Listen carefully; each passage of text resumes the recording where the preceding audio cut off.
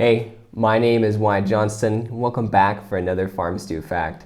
Today I want to talk about ORS, oral rehydration solution. Now, the number one killer of children under the age of 5 in the world is respiratory tract infections. Did you know what number 2 is? It's diarrhea, the loss of water resulting in severe dehydration and ultimately death, especially for children already sick and vulnerable from malnutrition or other diseases. So, sometimes it's hard to prevent those sicknesses from happening. Kids like to put their hands in their mouths and they like to go all over the place. What do we do when that happens? And not just for kids, for adults as well. Well, we can use ORS, oral rehydration solution, to help fuel our bodies with water and those precious electrolytes that we're losing out with diarrhea and vomiting. When we become dehydrated, when we're either having diarrhea or even vomiting, that also dehydrates us even more, especially when they're combined.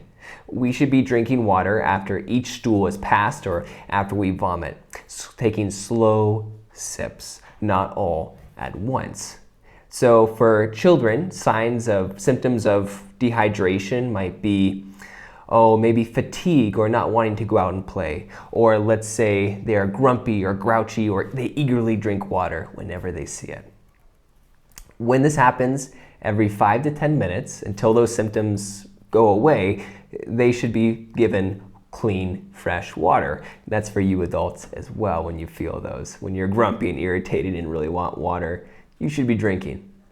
But what do we do with severe dehydration? For children under the age of 5 or even above, we will start to see that they may want to sleep and it's hard to wake them up actually.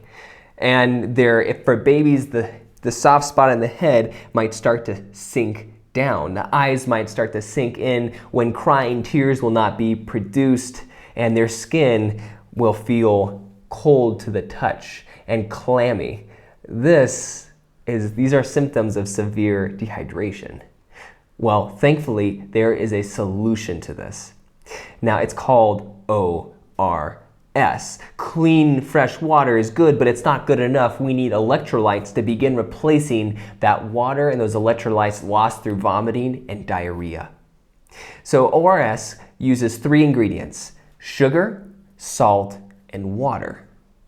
For every 1 liter of water, we are going to use 6 tablespoons of sugar and 1/2 a tablespoon of salt. It's important not to get too much salt because too much salt can actually induce vomiting.